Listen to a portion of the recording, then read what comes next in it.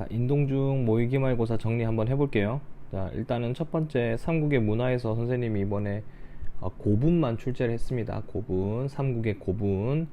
그림하고 같이 나올 거니까 그림하고 잘 봐둬야 되는데, 일단 고구려의 무덤은 초기에 돌무지 무덤, 후기에 굴식 돌방 무덤의 벽화를 제작했었죠.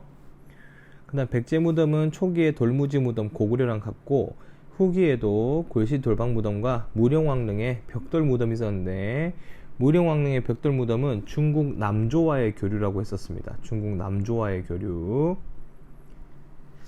다음 신라는 돌무지 덧널 무덤이 좀 특이하죠. 네, 돌무지 덧널 무덤은 입구가 없죠. 그래서 우리 껴묵거리나 지금의 유물이 많이 발견되는 구조라고 했었습니다.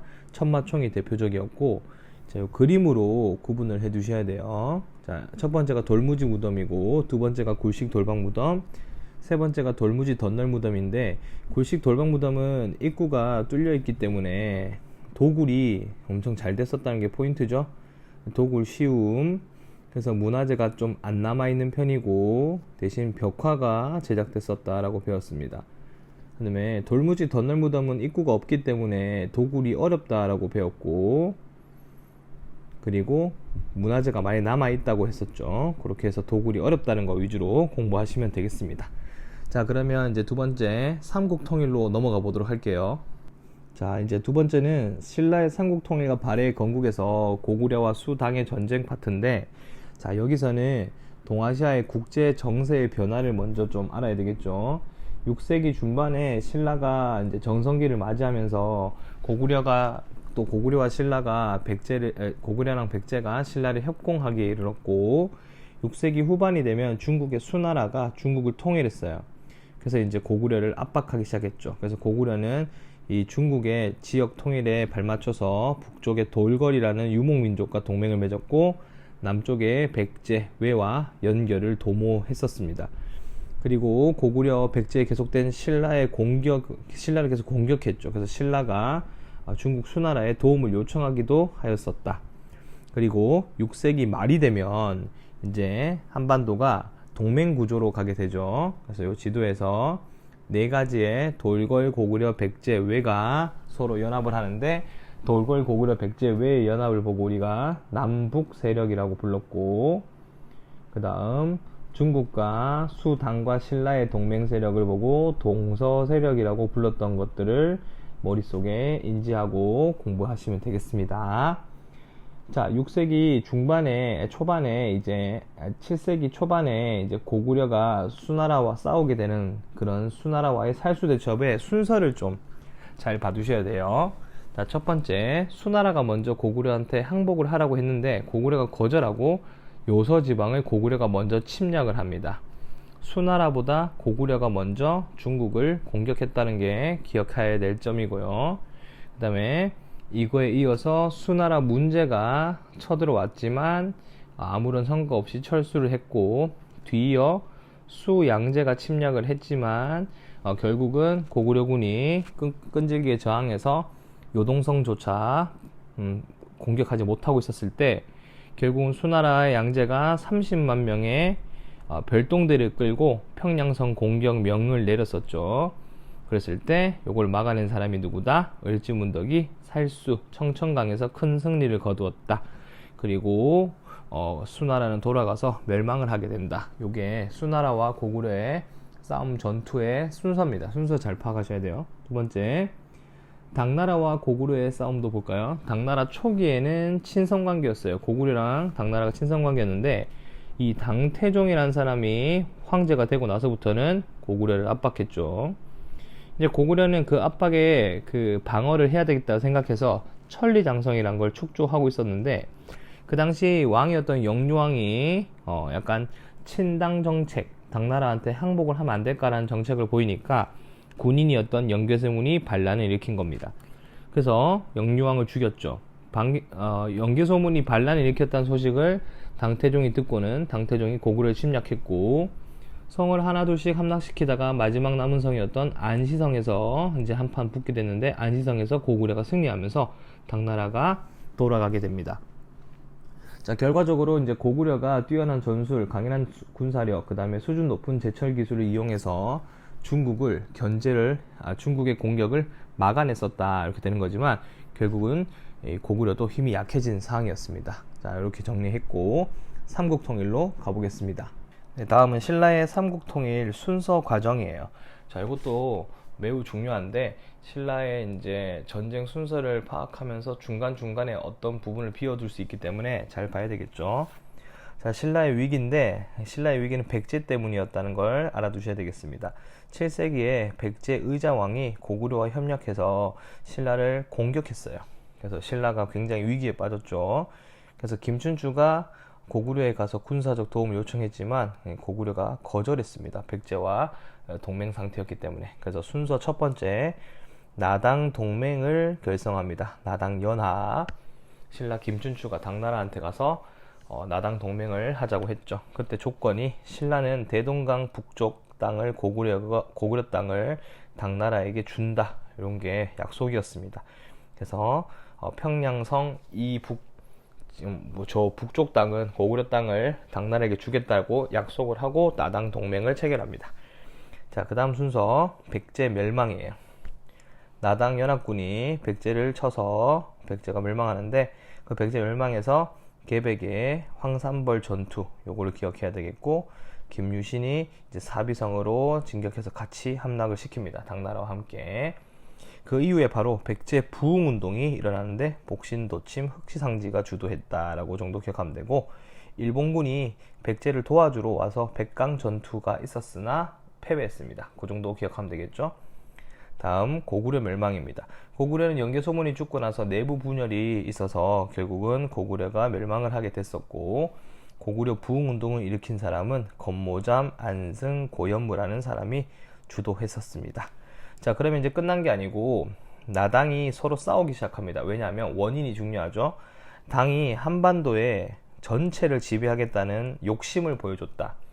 아까 전에 평양 북쪽은 당나라 준다고 했는데, 이제 평양 남쪽까지 다 먹으려고 했던 거죠. 그래서 당나라가 웅진도독부, 안동도호부, 계림도독부라는 우리나라 한반도를 지배하기 위한 기구를 설치해요. 그래서 이제 신라가 이건 아니지라고 하면서 서로 싸우기 시작합니다. 그래서 나당 전쟁이 터지게 되고요. 이 나당 전쟁에서는 신라 혼자 싸운 게 아니고 백제 사람들과 고구려 사람들과 함께 싸웠다. 이렇게 정리해 두시면 되겠습니다. 결국은 나당 전쟁 두 번의 싸움이었던 매소송 싸움, 기벌포 싸움에서 신라가 대승을 거두면서 여기서 신라가 삼국통일을 하게 됩니다. 이 나당 전쟁을 왜 하게 됐는지를 잘 알아두셔야 돼요. 순서가 삼국통일 이전입니다. 자, 신라의 삼국통일의 의의점과 한계점도 출제가 되니까 잘 봐야 되겠죠. 자, 신라의 삼국통일의 의의점은 고구려하고 백제 유민을 협력했다는 점과, 자, 우리 민족의 최초의 통일이었고, 그 다음에 새로운 민족 문화의 발전에 기틀을 마련했고, 그리고 이제 나당 전쟁을 통해서 자주성을 회복했다는 것도 정답이 될 수 있겠죠. 자주성 회복. 자, 그 다음에 한계점은 명확합니다. 우리가 당나라를 끌어들여서 뭘 했다? 전쟁을 했다. 그래서 같은 민족을 통일하기 위해서 중국의 힘을 빌렸고, 그 다음에 고구려 땅, 대동강 북쪽의 고구려 땅을 잃어버리게 되는 그런 느낌이 생깁니다. 자, 이후에 유목민족에서는 돌궐이 힘이 세지고, 발해에서는, 북쪽은 발해가 건국이 되게 되는 그렇게 역사가 이어지게 되겠습니다. 자, 여기까지가 신라의 삼국통일이었고요. 자, 이제 고구려를 계승한 우리 발해의 건국을 보도록 하겠습니다. 이 발해 파트는 명확히 나오는 게 거의 정해져 있습니다. 발해가 고구려를 계승했다는 것을 좀 기억해야 되겠죠. 발해는 고구려 계승 국가고, 고구려 유민과 말간인을 이끌고 고구려 후손들이 발해를 세웠는데, 고구려 유민을 중심으로 건국을 했고, 그리고 그 당시에 고려라는 국호를 썼다는 점도 발해가 고구려의 계승 국가라는 걸 알 수 있죠. 자, 오른쪽을 보시면 고구려를 계승한 발해라고 나와 있습니다. 고구려를 계승한 나라가 발해다. 요걸 기억해야 되고, 또 일본에 사신을 보냈는데, 그 사신을 보낸 편지에 보낸 사람이 고구려 왕이었다는 것을 잘 기억해야 되겠죠. 그래서 발해는 고구려를 계승하였다. 요거를 정리하시고 보시면 되겠습니다. 자, 다음에 이제 통일신라의 정치, 그 다음에 발해의 정치, 남북국의 정치를 보겠습니다. 자, 이제 신라의 왕권 강화인데 우리는 신문왕의 업적을 주로 보시면 돼요. 자, 무열왕부터 이제 신라 중대라고 불렀고, 이때는 무열왕의 후손들이 왕을 할 때는 신라 중대에서 왕권을 강화하는 시기라고 했죠. 자, 무열왕은 김춘추였어요. 무열왕 김춘추 친구가 집사부의 독립을 이끌어냈고 귀족회의, 화백회의 기능을 축소시켰습니다.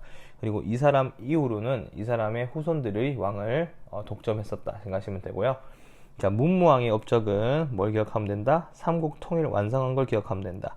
자, 그 다음에 신문왕은 출제가 됩니다. 신문왕 우리 학교 학습지에 그 사료가 나올 거예요. 그 사료를 이번에 출제했으니까 잘 보셔야 되고, 자, 정책에 반대한 진골 귀족 세력을 숙청했죠. 김운돌의 난을 진압을 했고, 그 다음에 여러 가지 제도를 정비하는데 제도 정비는 밑에 가서 보시면 됩니다.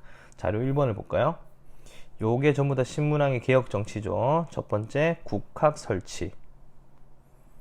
자, 그 다음에 귀족들의 힘을 약화시키기 위해서 노급을 폐지했다. 그리고 관료전을 다시 만들었죠. 집사부의 기능을 더욱더 확대했고, 그래서 화백회의는 세력이 약해졌다. 이렇게 정리하시면 되겠습니다. 자, 다시 국학 설치, 노급 폐지, 집사부 강화, 시중 강화, 화백회의 축소, 상대등 축소. 요게 정말 중요한 내용이니까 기억하셔야 돼요. 신문왕의 업적이 따로 출제가 됩니다. 그리고 진골 세력을 약화시키기 위해서 진골의 라이벌이었던 어떤 세력을 등용시킨다? 육도품 세력을 또 등용시킨다는 것도 잘 기억하셔야 되겠습니다. 육도품 세력 등용, 요거를 잘 기억하면 되겠죠. 자, 신라의 통치제도 정비 보겠습니다. 자, 우리 여기서 봐야 될 건 뭐냐면, 사실 전부 다 신문왕이 한 거기 때문에 그것보다 더 중요한 거는 민족 융합을 어떻게 하려고 했는가. 자, 통일하고 나서 백제인과 고구려인, 그 다음에 주변의 사람들을 버리지 않고 같이 데려갔다. 어떤 정책을 통해서인지 잘 봐둡시다. 자, 중앙정치에서 집사부와 시중의 중심으로 운영했다는 거 나와 있죠. 그 다음에 화백회의 기능과 상대등 권한 축소한 것도 나와 있습니다. 다음, 신문왕이 이제 지역 체제를 갖추는데 구주 오소경을 설치했었어요. 구주 오소경. 자, 이 구주 오소경 자체가 민족 융합 정책입니다. 구주를 보시면 9개의 주로 구분한 거죠. 구주 밑에는 군과 현을 설치해서 지방관을 파견했고, 촌은 촌주가 관리했습니다. 근데 구주가 고구려, 백제, 신라 지역에 각각 3개의 주씩 설치했었다 했죠. 네.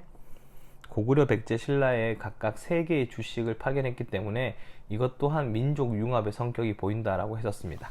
그 다음에 오소경은 작은 수도죠. 주요 지역에 5가지의 소경을 만들었는데, 그 오소경은 수도가 금성이 경주죠. 수도가 동남쪽에 치우친 것을 보완하기 위해서 지방 정치와 문화의 중심지, 지방 세력을 견제하기 위해서인데, 여기에 옛날 가야 세력, 그 다음 백제 세력, 그 다음에 고구려 세력, 이런 귀족들을 이주시켰어요. 그러니까 이쪽 지역의 문화를 융합하려고 한 정책이다. 우리 학습지에도 출제가 되어 있습니다. 자, 그 다음에 군사제도. 구서당은 중앙군인데, 이 구서당에서는 신라의 뿐 아니고 고구려 유민, 백제 유민, 말가림까지 포함되어 있는 걸 보니까 역시나 민족 통합이라는 것들을 우리가 또 알 수가 있겠죠.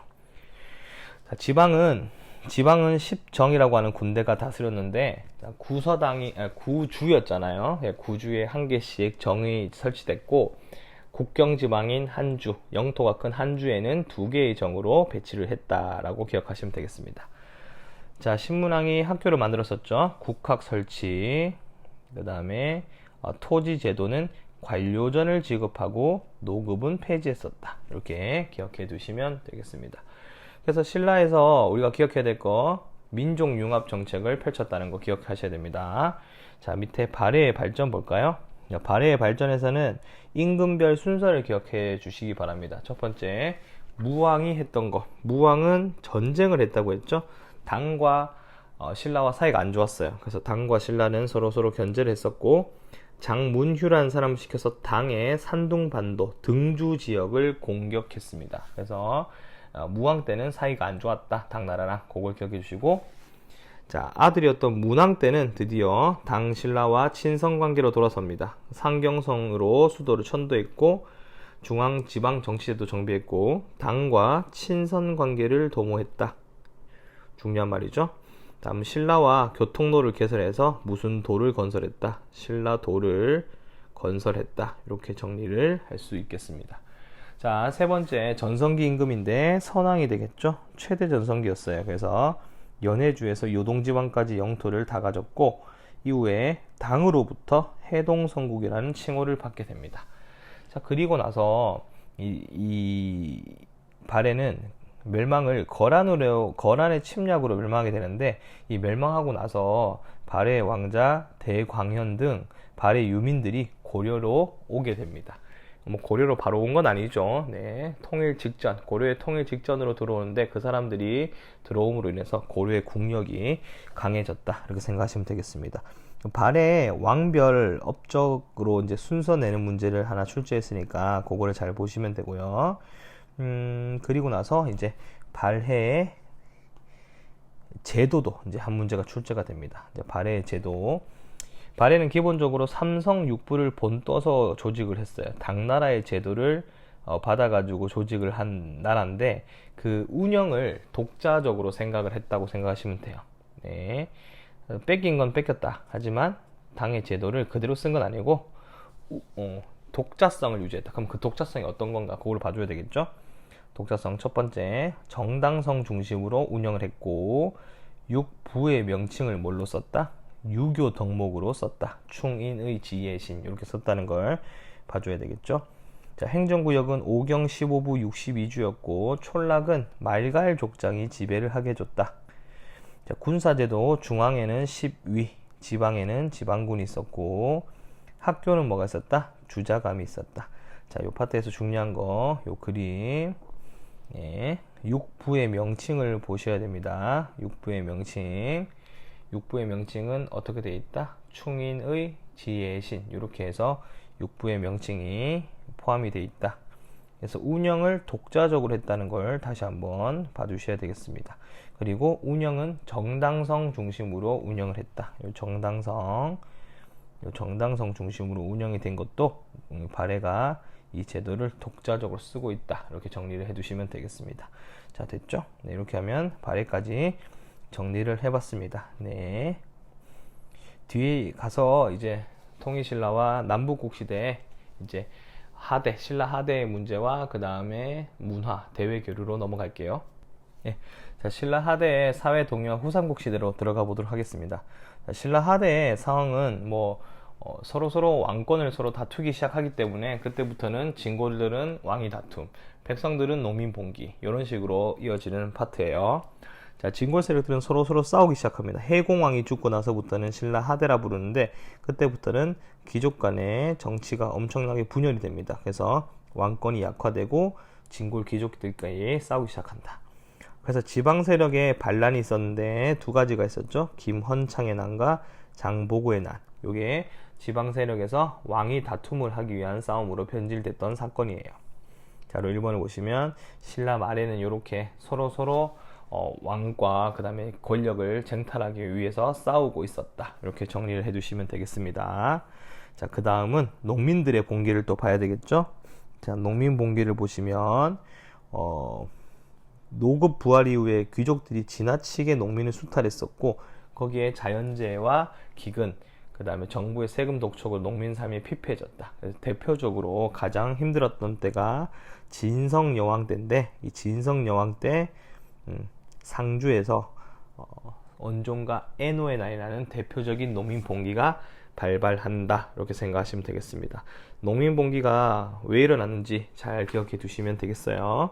자, 신라 하대 때는 그래서 중앙에서 지방을 컨트롤하지 못하는 상황이 있었기 때문에 이 지방 호족 세력들과 육투품 세력이 지방에서 등장하게 됩니다. 자, 우리 지방 호족에서 기억을 해야 될 게 뭐냐면 처음으로 지방 세력에서 호족이라는 게 발생하는데 어떤 사람들이 호족이 되었는가, 요걸 봐야 되겠죠. 자, 거의 대부분은 그 지역 촌주 출신이었어요. 대부분 촌주. 두 번째는 중앙에서 지방으로 내려온 귀족들, 경주에 있다가 지방으로 내려와서 권력을 잡은 사람들. 자, 세 번째는 군인 세력들. 자, 네 번째는 해상 세력들이 있었고요. 또 저 추가로 하자면 뭐 초적. 이 초적은 산적이에요. 네. 산적이라서 지역에서 이제 도둑으로 있다가 권력을 점점 키워가지고 호족이 된 사람도 있었다. 이 사람들은 스스로 뭐라 불렀다? 성주 장군이라 칭하고, 이 사람들이 스스로 자기 지역에 성을 쌓고 행정제도를 정비하고 있었다. 그래서 지방을 실제로 지배한 세력들을 보고 뭐라 부른다? 호족이라 부릅니다. 자, 그 다음은 육두품 세력이 있었는데요. 육두품 세력은 골품제의 진골 중심의 골품제가 정말 싫었죠. 비판했고 개혁을 요구했고, 그 개혁을 요구한 사람은 신라의 마지막 거의 육두품의 천재였던 최치원이라는 사람이었다는 걸 다 알고 있을 겁니다. 최치원이 개혁을 요구했는데 진성여왕이 받아주지 않았죠. 그래서 육두품들은 신라를 포기하고 지방 호족과 연합을 하게 된다. 여기까지가 신라하대 새로운 세력의 등장이었습니다. 자, 그 다음 두 번째는 또 새로운 사상의 등장이죠. 통일신라 때 등장한 사상은 두 가지가 있습니다. 선종이라는 불교 사상이 등장하는데, 이 선종은 개인의 깨달음을 강조하고, 그 다음에 참선, 기도만 하면 된다는 거예요. 경전의 이해는 굳이 필요하지 않다. 경전의 이해보다는 인간 마음에 내재된 깨달음이 더 중요하다. 실천이 더 중요하다. 그래서 요거를 호족들과 백성들이 굉장히 좋아했습니다. 그래서 통일신라 하대 때는 요 선종 불교가 발달했고, 호족들의 후원을 받아서 전국에 선종 사찰이 건립되고 승탑이 만들어졌었다. 승탑이 뭔지 아시죠? 조만한 탑입니다. 거기에 승려의 뼈와 사리를 모셨고, 자, 그 다음 두 번째는 풍수지리설이었어요. 풍수지리설. 풍수지리설은 도선이라는 스님이 가져왔고, 경주 중심의 지리 개념에서 벗어났고 지방이 중요하다는 사상을 강조했습니다. 풍수지리설은 땅의 모양이 또는 자연 환경이 이제 인간에게 영향을 준다는 거였죠. 명당이었어요. 그래서 경주만 명당이 아니고 지방도 명당일 수 있다는 내용이었기 때문에 지방 세력이었던 호족이 좋아했었다. 이렇게 정리를 해봤습니다. 자, 후삼국 문제가 있는데, 후삼국에서는 여러분들이 이게 호족으로 이어져서 만들어지는 게 후삼국이기 때문에 간단하게 앞에 거와 함께 공부하시면 됩니다. 자, 이것도 우리 사료에 보시면, 책이 그 학교 학습지에 보시면 이 궁예와 견훤에 대한 설명이 나와 있습니다. 궁예, 견훤의 설명이 되니까 잘 기억하시고, 자, 보도록 하겠습니다. 후백제는 견훤이라는 사람이 세웁니다. 원래는 군인이었죠. 완산주에서 건국을 하고, 저 완산주는 지금의 어디다? 전주가 되겠습니다. 전주. 네, 그 다음 발전은 최승우라는 육두품을 등용하면서 세력이 강해지고, 나중에는 전라도, 충청도, 경상도 일부를 지배했었습니다.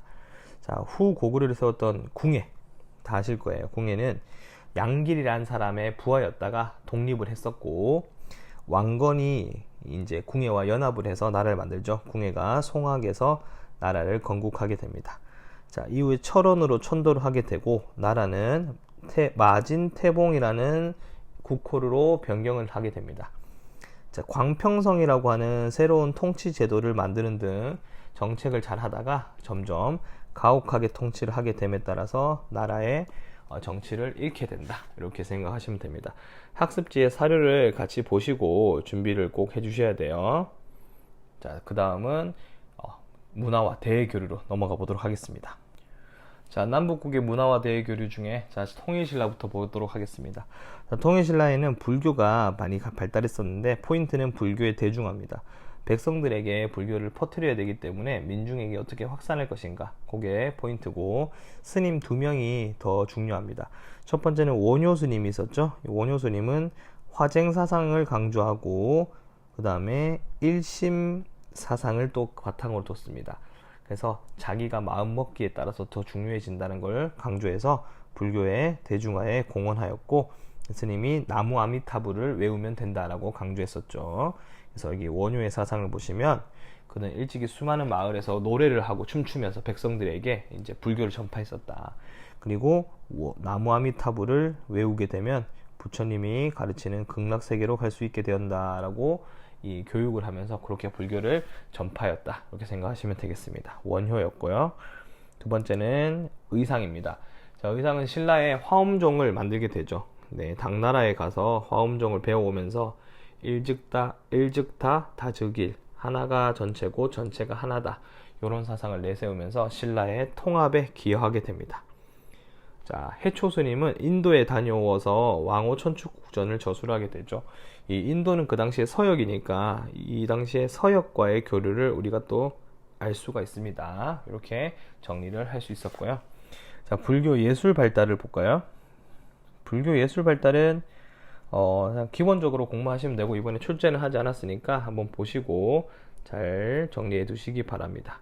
자, 그 다음은 유학입니다. 자, 통일신라는 유학이 발달했는데 어떤 유학이 내용이 있는지 볼게요. 신문왕 때 국학이 설치됩니다. 신문왕 때 국학. 신문왕 때 만든 국학. 요 국학에서 시험을 쳤었죠. 누구 때? 원성왕 때 독서 삼품과라는 시험을 치면서 유교 경전의 수준을 평가했다. 그 다음 주로 육두품 출신이 많았었던 우리 유학자들 중에 강수는 외교 문서를 많이 쓴 사람이었고, 설총은 이두를 정리한 사람, 최치원은 당나라의 빈공과에 합격해서 개원필경이나 아니면 진성여왕한테 개역 10조를 이제 제출했으나 실패한 사람이었죠. 자, 김대무는 진골 출신으로 화랑세기를 저술한 사람이었다. 자, 지금까지 나왔던 내용, 요 내용으로 공통점을 고르세요. 그러면 통일신라의 유학 발달, 이런 내용이 답이 될 수 있겠습니다. 자, 그 다음은 발해의 문화인데요. 자, 발해의 문화에서 중요한 거, 어떤 문화가 고구려의 계승이 되는 증거인가, 이런 것들이 시험에 나올 수 있죠. 자, 고구려 문화 기반으로 당의 문화를 수용했고 말갈 문화도 받아들였습니다. 자, 첫 번째 상경성, 이 성 자체가 장안성 모방했죠. 요거는 당나라의 요소고요. 상경성 안에서 발견된 온돌, 기와, 이런 것들은 고구려 양식입니다. 그러니까 구분해야 돼요. 당나라의 장안성을 모방했기 때문에 상경성 전체적인 외곽은 당나라의 모양이지만 안에서 발견된 문화 양식은 전부 다 고구려 양식입니다. 자, 불교의 이불병좌상, 이것도 고구려 불상이고, 대신 그 영광탑이라고 하는 탑은 벽돌로 만들어졌기 때문에 이 벽돌탑은 당나라의 영향을 받았습니다. 자, 고분도 정해공주 묘가 있는데 그거는 고구려 영향을 받은 모주림 청장 구조의 굴식 돌방이고, 정효공주 무덤은 벽돌 무덤이라서 당나라의 양식이다. 하지만 또 천장은 고구려의 양식을 따르고 있다. 이렇게 정리를 또 해볼 수 있겠습니다. 결국은 정효공주 무덤은 두 가지가 섞여 있죠. 자, 발해도 유학이 발달하여서 주자감을 설치해서 학교를 운영하고 있었다는 것들을 우리가 또 정리할 수 있었습니다. 주자감 설치, 이렇게 내용을 정리해서 이 통일신라의 문화를 다 봤고요. 넘어가서 대외교류 보도록 하겠습니다. 통일신라와 발해의 대외교류 보도록 할게요. 일단은 이 두 국가들은 당나라와 가까웠기 때문에 당나라에 많이 거주를 했습니다. 그래서 신라 사람들은 당에 거주를 직접 했죠. 그래서 여기 보면 신라방, 신라소, 신라원, 신라관 같은 이런 집단 거주지가 있었다. 이 정도만 알고 넘어가시면 될 것 같아요. 자, 그 다음에 일본과도 교류했는데 일본과는 중개무역을 많이 했죠. 그렇게 중요한 건 아니겠습니다. 이렇게 정리해 두시면 될 것 같아요. 자, 그 다음에 신라의 무역 항구, 요거 정도 봐두시면 되겠죠. 신라에는 항구가 크게 세 가지가 있습니다. 첫 번째가 수도 인근의 울산항, 여기는 아라비아 상인까지 왔었고, 그 다음에 수도 인근 당항성, 이렇게 되어 있습니다. 이게 수도 인근 아니에요. 당항성은 당나라로 가는 길이기 때문에 서해안에 있습니다. 당항성이 번성했고, 자, 그 다음에 해상무역이 발달하면서 장보고의 청해진 정도가 되겠죠. 장보고의 난이 앞에서 있었던 것처럼 청해진의 위치를 보면 되겠습니다. 자, 그 다음은 발해도 대외 교류를 많이 했었는데, 발해는 발해 5도라는 걸 만들어서 교육을 했고, 그리고 신라도라고 해서 발해와 신라가 교역하게 되는 길이 하나 있었습니다. 요거 정도만 따로 봐두시면 되겠습니다. 여기까지 해서 통일신라와 발해, 남북국까지는 했고요. 이제 고려로 넘어가 보도록 하겠습니다. 자, 이번엔 고려의 건국과 정치 변화 배워보도록 할게요. 그 고려의 건국에서는 이 고려의 세 명의 초기 임금 태조, 광종, 성종이 중요한데 이 첫 번째 이 순서도 중요해요. 고려 건국의 순서. 근데 이 고려의 건국의 순서는 오늘 출제를 안 했으니까 패스하도록 하겠습니다. 그럼 출제한 이 태조의 정책부터 정리를 한번 해볼게요. 자, 태조 왕건의 정책인데 태조 왕건은 포인트가 북진 정책 포인트예요. 북진 정책. 북진 정책은 고구려를 계승하는 게 북진 정책이거든. 우리가 수업 때 배웠죠. 북진 정책. 그래서 북진 정책이 어떤 내용이 있는가를 공부하면 됩니다. 첫 번째 고구려 계승. 자, 두 번째 평양을 서경으로 해서 서경을 중시. 그 다음 세 번째 영토 확장. 자, 하나를 더 추가하면 거란을 배척했다. 이런 이야기 세 가지가 포함이 될 수 있어요. 그 다음에 호족을 포섭하려고 했던 정책. 호족을 자기 팀으로 만들려고 한 정책에는 뭐가 있냐면 그 호족들과 혼인을 하거나 아니면 왕시성을 하사했다. 이 정도가 되겠죠. 반면 호족을 통제하려고 했던 강압 정책도 있는데 사심관제도는 호족을 그 지역 출신의 사심관으로 임명하는 거였죠. 사심관으로 임명해서 말을 듣지 않으면 혼을 내는 거였고, 기인제도는 호족의 아들들을 인질로 삼는 겁니다. 호족의 아들들을 서울로 오게 해서 개경으로 오게 해서 인질로 삼는 제도가 뭐였다? 기인제도였다. 이렇게 생각하시면 되겠습니다. 그 다음은 훈요 10조라고 해서 태조 왕건이 후손들에게 남긴, 왕족에게 남긴 교훈이 있었죠. 훈요 10조를 한번 보도록 할게요. 자, 훈요 10조는 태조 왕건의 유언이에요. 그래서 후세 왕들이 지켜야 될 내용인데 여기서 우리가 배웠던 내용을 한번 찾아봅시다. 일단 불교를 강조해라고 나와 있고요. 자, 그다음에 도선대사의 풍수 사상을 강조했고, 자, 4조를 보시면 중국은 필요하면 따르고 거란은 따르지 말라고 되어 있죠. 거란은 배우지 말라고 하니까 이게 뭐다? 북진 정책이다. 이렇게 정리할 수 있겠네요. 다음에 서경도 중시해라. 서경은 100일 이상 임금들은 머물러라. 이것도 무슨 정책? 북진 정책인 걸 알 수가 있습니다. 자, 연등의 팔관회를 하라고 되어 있네요. 이거는 불교를 강조한 거라고 우리가 파악할 수 있겠습니다. 이런 식으로 태조 왕건의 훈요 10조가 출제가 될 수 있으니까 이런 것들을 잘 파악해 주시면 되겠습니다. 자, 그 다음은 넘어가서 광종인데, 광종의 정책은 뭐 중요하지만 그렇게 어렵진 않죠. 광종은 호족들을 태조 왕건과는 다르게 때려서 눕히려고 했던 사람이다. 그래서 첫 번째 노비안건법, 억울하게 노비가 된 사람들은 해방시켜서 노비들을 가지고 있었던 호족들의 경제적 군사적 기반을 약화시키려 했었다. 이렇게 정리하시면 되겠죠. 간단하게. 과거제를 실시해서 과거제 같은 경우에는 능력에 따라서 관리를 선발하겠다라고 해서 이것도 호족의 힘을 약화시킬 수 있는 방법이었고, 이제 관리들의 옷 색깔 제정을 했고, 그 다음에 호족과 공신을 숙청했었다라고 했었습니다. 자, 세 번째 임금 성종이에요. 성종의 정책을 보시면 유교 통치 이념을 강화했었죠. 최승로라는 사람이 시무 28조를 갖다 바치면서 연등의 팔관회를 줄이고 유교로 나라를 통치하라고 했었고, 자, 학교를 건립했는데 그 학교 이름은 국자감이었죠. 국자감을 건립했었고, 그 다음에 유학교육을 장려했었다. 지방행정제도도 이제 언제 완비가 되냐면 우리 그 성종 때 12목에 지방관을 파견했고, 이것도 최승로가 건의한 거였죠. 이성육부 체제도 이때 완성이 됩니다. 이성육부는 뒤에 제도 정비할 때 배워보도록 할게요. 최승로의 시무 28조에서 태조께서 나라를 다스리셨는데 이 지방에다가 지방관을 파견 못하니까 첫 번째 지방관을 파견해야 됩니다 라는 뜻이었고, 두 번째 부처의 가르침은 종교로만 써야 된다. 자기 자신을 닦는 데 쓰고, 유교의 가르침은 더 중요하니까 나라를 다스리는 데는 유교를 써라 라고 했다. 그래서 불교를 비판한 게 아니고 불교 행사가 너무 많다는 것을 비판한 사람이었다. 이렇게 정리해서 마무리하시면 되겠습니다. 네, 그러면 이제 뒤에 가서 고려의 제도 정비를 배워보도록 할게요.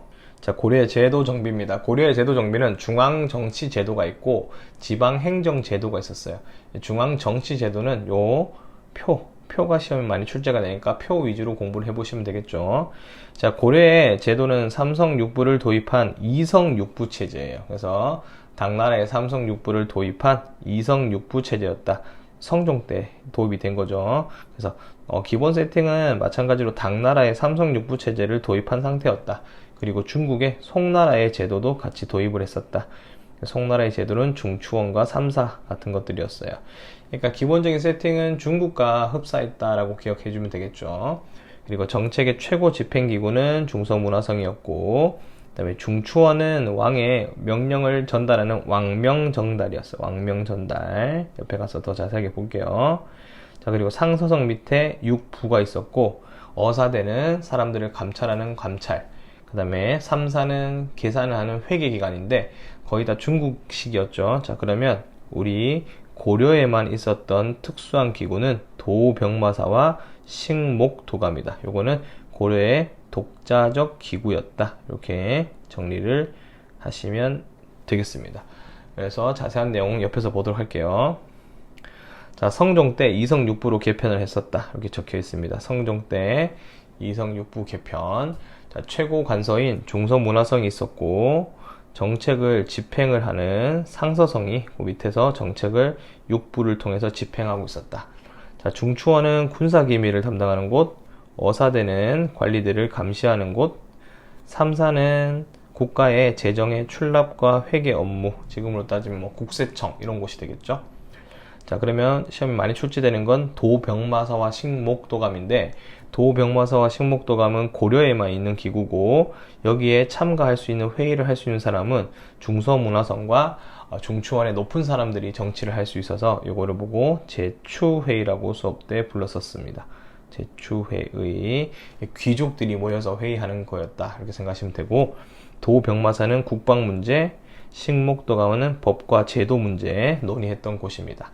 자, 대간이라고 해서 왕과 높은 관직에 있는 사람들을 견제하기 위한 단체도 있었는데, 이것은 주로 잘잘못을 논하거나 아니면 관리를 감찰하거나 아니면 사회 풍속을 감시했다. 여기에 포함되는 친구들은 중서문화성의 낮은 사람들, 이건 낭사라고 불러요. 낭사와 어사대의 관원들을 위주로 해서 합쳐서 불렀었다. 이렇게 해서 중앙정치에도 한 문제 출제가 될 겁니다.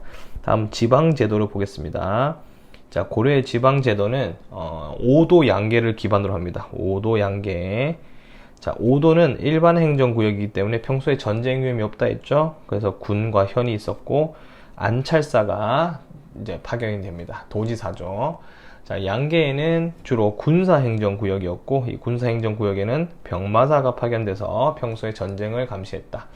자, 경기 지역은 서울을 감싸는 지역을, 개경을 둘러싸고 있는 지역을 개경, 경기라 불러요. 이쪽에서는 수도에 대한 물적 자원을 이제 공급했고, 삼경이라고 하는 중요한 수도 3가지가 있었는데, 개경, 서경, 동경이 있었습니다. 이 동경이 폐지되고 남경으로 대체가 되면서 나중에 경주로 바뀌게 돼요. 동경은. 자, 특수행정구역이라고 하는 특이한 구조가 있었는데, 향부곡, 소개념의 특수행정구역이 있었습니다. 이곳은 일반 지역에 사는 사람들보다 굉장히 많은 차별을 당했어요. 이유는 잘 모릅니다. 하지만 고려가 통일할 때 그때 반대하던 세력들이 머물렀던 곳이다, 뭐 이런 이야기도 있고 해요. 그래서 이쪽 지역 사람들은 많이 차별을 받았다 이렇게 생각하시면 되겠습니다. 자, 고려의 마지막 특징으로는요, 고려는 지방관이 파견된 곳이 있고 지방관이 파견되지 않은 곳이 있습니다. 지방관이 파견된 곳은 주현이고 지방관이 파견되지 않은 곳은 속현이에요. 그래서 주현과 속현으로 구분이 돼 있었고, 전부 다 지방관이 있었던 게 아닙니다. 그래서 지방관이 없었던 속현이 훨씬 더 많았어요, 숫자가. 그럼 지방관이 없는 속현은 실질적으로 누가 다스렸냐? 여기에선 실질적으로 향리가 실질적으로 나라를 다스리고 있었다 이렇게 생각하시면 되겠습니다. 그래서 마을 시장님이 있는 곳이 주현, 없는 곳은 향리가 다스리는 속현이었다. 이렇게 정리해 두시면 문제 푸는데 도움이 되실 겁니다. 이렇게 정리해 보시고요. 자, 밑에 군사제도는 2군 6위 주형군 주진군 읽어보고 넘어가시면 되겠습니다. 교육제도도 배웠었고요. 자, 관리선발제도에서 과거제, 음서제, 첨거제가 있는데 특히 과거제, 음서제를 기억해야 되겠죠. 과거제 같은 경우는 양인이면 다 시험 칠 수 있었고 시험이 세 과목 문과, 잡과, 승과입니다. 그러니까 문과, 잡과, 승과 중에 무과가 전혀 거의 시행되지 않았다는 걸 우리가 기억해야 되고요. 그리고 아버지가 높은 관리면 아버지의 백으로 나갈 수 있는 게 음서였죠. 그래서 음서는 5품 이상의 고위 관리면 나갈 수 있었고요. 대신 높은 관직에 더 나가려면 과거도 응시를 했었어야 됩니다. 과거 응시를 추가로 해야 높은 관직에 올라갈 수 있었다. 이렇게 기억을 해두시고 넘어가시면 되겠습니다. 자, 이렇게 넘어가서 이제는 뒤쪽에 대외 관계나 아니면 시간 순서의 사건을 한번 보도록 하겠습니다. 자, 고려의 다원적 국제질서 형성인데요. 고려는 10세기부터 14세기까지 100년 단위로 이제 해외에 침략을 받은 그런 나라예요. 그래서 단위로 시대별로 어떤 사건들이 있었는지를 공부하는 단원이 되겠습니다. 뭐 포인트는 거란과 여진과의 관계가 되겠죠. 자, 동아시아 국제정세의 10세기 초에는 발해가 멸망하면서 이 거란이 힘이 세집니다. 거란은 요 나라를 건국하게 되겠죠. 북쪽은 거란. 자, 중국은 이 당시에 어느 나라였냐? 송나라였어요. 송나라가 당나라가 멸망하고 나서 재통일을 했고, 그래서 이 당시에는 거란, 송, 그 다음에 비단길의 서하, 그 다음에 대월이라고 불렀던 밑에 있던 베트남 같은 나라들이 서로 군주가 스스로 황제라고 칭하면서 자국의 신뢰에 맞게 교류를 하고 있었다. 요걸 보고 다원적 국제 질서라고 부릅니다. 오른쪽에 지도를 보면 더 알 수 있겠죠. 동아시아는 거란, 여진, 고려, 송 이런 식으로 나눠져 있었어요. 그래서 거란하고 여진하고는 고려는 사이가 안 좋았고 송나라하고 고려는 사이가 좋았죠. 이런 식으로 이런 국제 질서가 유지가 됐는데 이런 질서를 보고 다원적 국제 질서라 부릅니다. 자, 그래서 10에서 11세기 동안 고려하고 거란이 충돌하게 되는데 그거부터 보도록 할게요. 자, 이것도 순서와 결과가 중요하죠. 1차 고려를 이제 쳐들어오는 거란의 침입은 거란이 송나라를 이제 치고 싶은데 고려하고 연합을 하고 있기 때문에 그 연합을 끊기 위해서 쳐들어왔습니다. 자, 우리나라에서는 서희란 사람이 외교談判을 통해서 거란의 소손룡이라는 사람을 물리쳤고 오히려 강동 육주라는 지역을 확보했어요. 자, 강동 육주 지역 확인을 따로 하셔야 됩니다. 소손룡이가 쳐들어와서 서희가 말싸움을 통해서 이제 물리쳤고 이 강동 육주는 압록강의 동쪽이라는 것을 꼭 기억하셔야 돼요. 강동 육주. 이제 지도에서 위치를 보시면 강동 육주는 요 부근이 됩니다. 압록강 부근이니까 이쪽이 되겠죠. 요 부근이 되겠습니다. 요 부근이 강동 육주예요. 위치를 잘 알고 계시면 됩니다. 거란의 1차 침입 때 우리가 회복한 땅, 그건 뭐다? 강동 육주다. 자, 그런데 고려는 거란하고 계속 친선관계를 유지하지 않고 송나라하고 계속 친송을 유지했습니다. 거란은 배척했죠. 그래서 송과 친선관계를 계속 유지하고 있으니까 거기에 대한 책임을 묻겠다 하면서 거란이 쳐들어와요. 그게 2차 침입이고 위기였습니다. 개경이 함락되면서 위기였고, 하지만 양규라는 사람이 이제 후퇴하는 거란군을 격퇴하는 그런 활약을 보였지만 사실상 패배했다라고 생각하시면 되겠습니다. 3차 침입은 고려가 거란과의 외교관계를 계속 맺지 않아서 다시 책임을 묻겠다고 쳐들어왔는데 이때는 강동 육주 중에 한 개인 귀주의 강감찬의 고려군이 이겼던 귀주 대첩이 있으면서 거란하고의 관계는 여기까지가 되겠습니다. 거란은 이제 그 이후에는 우리가 또 거란이 쳐들어올 수 있으니까 거란하고 고려하고 송나라하고 서로 세력 균형을 유지하고 있었고 우리는 방어를 하기 위해서 개경에 나성을 쌓고 그 다음에 국경에 천리장성을 쌓아서 이제 거란의 침입이 혹시 또 있을까봐 준비를 하고 있었다. 이렇게 준비해 두시면 되겠습니다. 여기까지 거란이었고요. 자, 12세기로 넘어가면 여진인데 여진하고는 순서가 시험에 엄청 나옵니다. 자, 초반에는 여진이 고려를 부모의 나라로 섬겼다. 초반에는 우리가 부모의 나라였다는 걸 기억해 주면 되겠죠. 그 다음에 12세기 초에 여진이 세력이 커지면서 고려와 경쟁을 하게 됩니다. 그래서 고려와 충돌을 하면서 고려에 피해를 입혀요. 그래서 고려는 윤관이라는 사람으로 인해서 별무반이라는 새로운 군대를 조직해요. 뭐 기병, 보병, 승병 이렇게 해서 조직을 해서 여진족과 전투를 해서 여진족의 근거지인 북쪽을 점령합니다. 그래서 여진족이 침략을 못하게 하기 위해서 동북구성이라는 성을 쌓고 이제 방어를 했죠. 자, 그 다음 순서는 여진족이 그 성 지역을 반환해서 돌려주면 고려를 치지 않겠다고 해서 고려는 방어하기도 힘드니까 여진족과의 화합을 위해서 돌려줍니다. 자, 근데 아이러니하게도 여진은 그 동북구성 위주로 세력을 키워서 결국은 아구다라는 사람이 금나라를 건국하게 되고, 이 금나라가 요 나라를 공격해서 거란을 멸망시키고 송나라를 남쪽까지 몰아내면서 거대한 제국이 됩니다.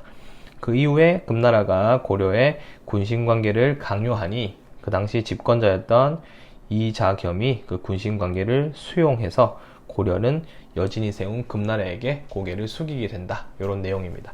요거를 아마 순서로 선생님이 출제를 하실 거고 선생님도 출제를 했으니까 잘 정리해서 문제를 풀어주시고 밑에 마지막 고려의 대외 교류 보도록 하겠습니다. 자, 고려는 송나라하고 교역을 많이 했죠. 송나라하고 교역을 정말 많이 했습니다. 실리를 추구하기 위해서 했고, 거란하고 여진하고도 교역은 했습니다. 혹시 거란하고 여진하고 교역을 안 했다고 하면 틀린 거예요. 일본하고도 교역을 했고, 특히 동아시아 국제교류에서 이슬람 상인들과 교역을 많이 하면서 이슬람 상인들이 수도 개경에 와서 우리나라가 코리아라고 알려지게 되는 계기도 된다라고 배웠습니다. 자, 고려의 최대 무역항 항구는 병란도라는 국제 무역항이 있었고, 통일신라는 울산항이었습니다. 그래서 병란도에서 여러 가지의 무역을 했었다. 이렇게 정리하시면 고려의 대외 교류까지가 정리가 되었습니다. 이제 넘어가서 문벌사회와 이제 서경의 묘청 서경 천도 운동, 그 다음에 무신정권 보도록 할게요. 자, 이자겸의 난과 묘청의 서경 천도 운동입니다. 여기는 간단하게 냈어요. 자, 일단 이런 세력들을 보고 문벌이라 불렀죠. 문벌이 되는 방법은 과거와 음서, 그 다음에 혼인을 통해서 문벌이 되는 방법이 있었고, 대표적인 문벌이 이자겸이라 불리는 사람이었는데, 이 사람은 자기 딸내미들을 어디로 보냈다? 예종과 인종의 부인으로 보내면서 결국은 혼인을 통해서 권력을 독점했었다. 이렇게 되겠죠. 하지만 임금이었던 인종이 이자겸을 제거하려고 시도하니까 이자겸이 난을 일으켜서 궁궐을 다 불태우고 반란을 일으켰다.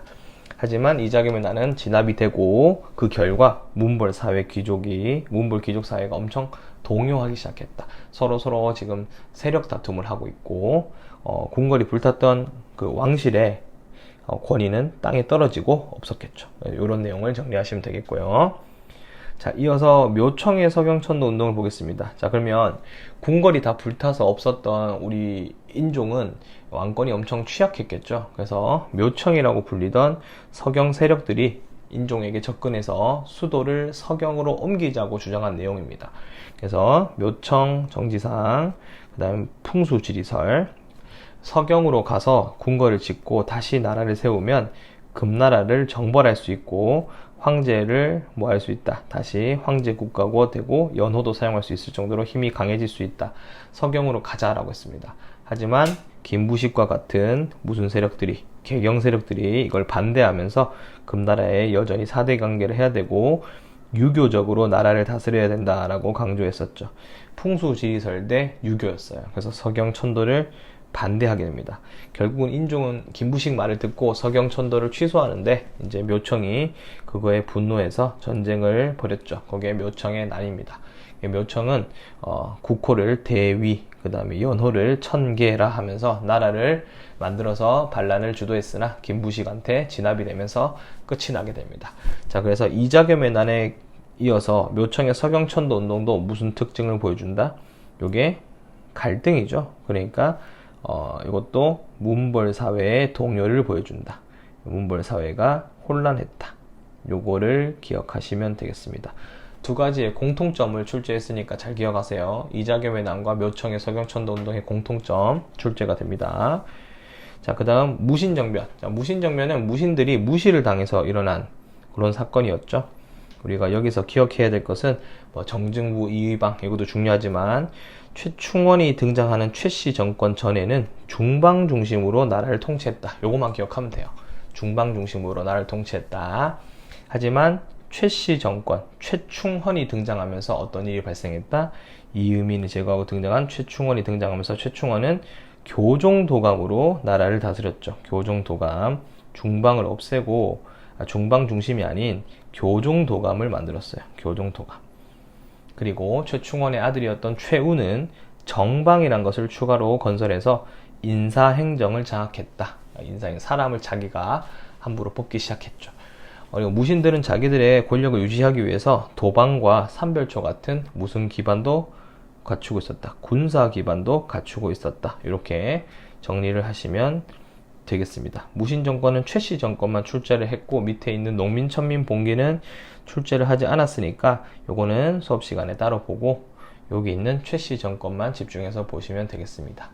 네, 열심히 공부하셔서 좋은 결과 받으세요. 안녕.